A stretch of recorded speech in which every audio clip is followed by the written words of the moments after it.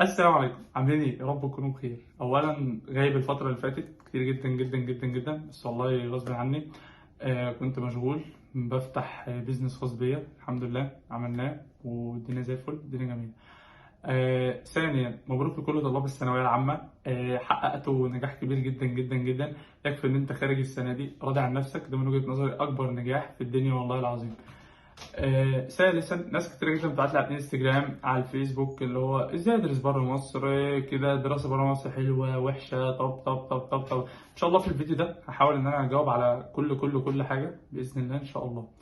اولا الدراسه بره مصر للناس اللي هتدرس مثلا خاص في مصر او كده، بالنسبه لي هي دلوقتي طبعا انت لو انت هتدرس يعني في مصر خاص، فانت اطلع ادرس بره مصر افضل لك يعني من وجهه نظري. ليه؟ عشان حاجات كتيره جدا. اولا الشهاده، هتاخد شهاده جامعيه كويسه جدا، معتمده في معظم دول العالم، معتمده في الخليج. هتكتسب يعني خبره، الاحتكاك بالناس، الغربه، كل ده يعني بص هيزودك، لان الدراسه بره مصر في حد ذاتها انت بتاخد حاجه ناس كتيره مش عارفه تاخد الريسك ده. يعني ناس كبيره هو ريسك بس مش ريسك، هو الريسك فيه اللي هو اسافر ادرس، ولكن هو الدراسه بره مصر هي حاجه طبعا كويسه جدا من وجهه نظري.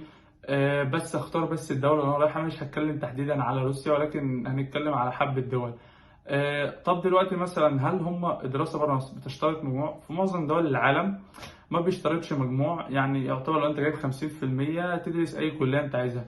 روسيا كده، المانيا كده، تركيا نفس الكلام، اسبانيا نفس الكلام، في بلد اسمها كيرجستان برضو نفس الكلام، معظم دول العالم كده. فالدراسه بره مصر كويسه. طب انا دلوقتي مثلا ازاي هروح ادرس؟ طب هعمل كده؟ طب الامور دي او كده هتلاقوا تحت في الديسكريبشن. هسيب لكم لينك شركة. تمام، ده الشركة بتاعتنا. خلاص الحمد لله بقى ده سايت رسمي بيساعدك في الدراسة بره مصر بشكل اساسي. محتاج تدرس، محتاج اي حاجة بالنسبة للدراسة في الخارج، هيساعدوك بشكل كبير جدا. تمام. طب انا مثلا محتاج اعمل اوراق ايه عشان ادرس؟ طب هقعد الف كتير؟ الموضوع سهل خالص. معظم دول العالم بيحتاج منك ايه؟ جواز السفر، شهاده الثانويه العامه، بس كده. جواز السفر وشهاده الثانويه فقط لا غير. انت حضرهم والدنيا هتبقى زي الفل، جميله جدا. طب ادرس فين؟ يعني ناس كده بتقول ايه، انت في روسيا؟ طب تقول لك روسيا، بص هكلمكم على روسيا بالتحديد. آه، كنت زمان ما بنصحش ناس كتيرة تيجي روسيا والله. لأن كان يعتبر هي كمثلا كتقربا للفلوس، ولكن دلوقتي عشان قصة فرق العملة وكده والدنيا دي، لو أنت هتدرس خاص في مصر وخلاص وكده فأنا أقول لك تعالى روسيا على طول. لو أنت هتدرس خاص، يعني لو أنت هتدرس خاص في مصر مثلا، أقول لك تعالى روسيا. ليه؟ لأن أنت عشان هتدرس خاص في مصر فهتلاقي نفس الحسبة، فاجي روسيا أحسن.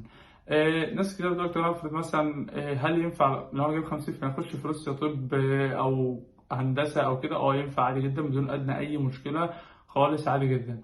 طب دلوقتي مثلا افرض انا جيت اعرف منين الجامعات الدنيا دي الامور دي، برضو هتلاقوا في اللينك اللي في الديسكريبشن الشركه، برضو خشوا واسالوا هتعرفوا كل حاجه، في رقم واتساب هتعرفوا كل حاجه. محتاج ايه؟